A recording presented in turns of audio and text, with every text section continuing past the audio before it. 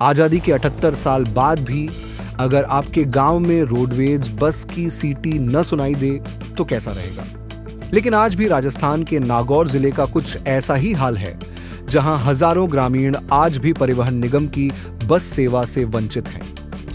ये सिर्फ नागौर की कहानी नहीं है, बल्कि प्रदेश की करीब 6,800 ग्राम पंचायतों का दर्द है, जिन्हें अपनी रोजमर्रा की जरूरतों के लिए निजी वाहनों के मनमाने किराए और जान जोखिम में डालकर सफर करने को मजबूर होना पड़ता है। नागौर, जिसकी पहचान ऐतिहासिक और सांस्कृतिक धरोहर से जुड़ी है, वहां की आधी से ज्यादा ग्राम पंचायतें रोडवेज बस सेवा से अछूती हैं।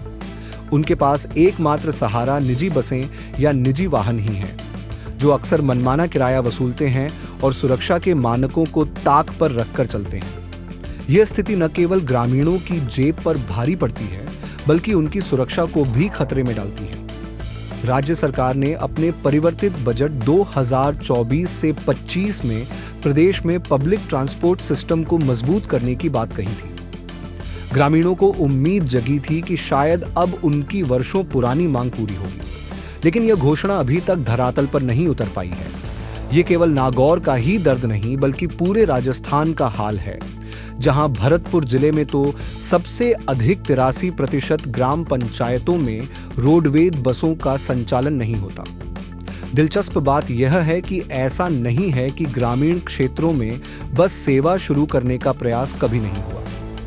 निगम ने पूर्व में ग्रामीण परिवहन सेवा शुरू की थी, लेकिन तत्कालीन राज्य सरकार द्वारा वीजीएफ वायबिलिटी गैप फंडिंग के पुनर्भरण पर रोक लगाने के बाद 31 मार्च 2017 से इसे बंद कर दिया गया।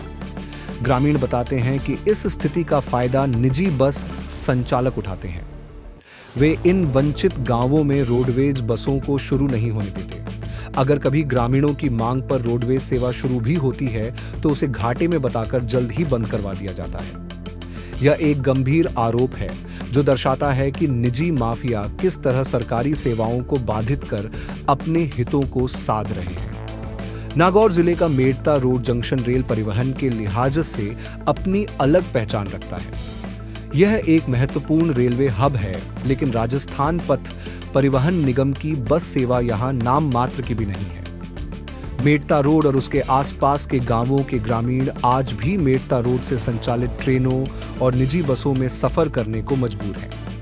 मेड़ता रोड जैसे महत्वपूर्ण कस्बे से सीधे अजमेर, बीकानेर, नागौर, जयपुर, यहां तक कि हरिद्वार तक बसें संचालित हो सकती हैं, जिससे हजारों यात्रियों को सीधा लाभ मिल सकता है।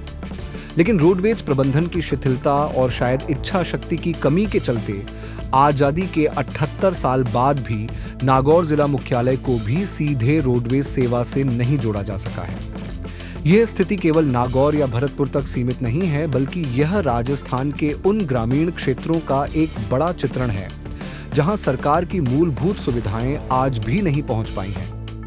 ग्रामीण परिवहन व्यवस्था का अभाव न केवल आर्थिक रूप से ग्रामीणों को कमजोर करता है, बल्कि उन्हें शिक्षा, स्वास्थ्य और रोजगार के अवसरों से भी वंचित करता है।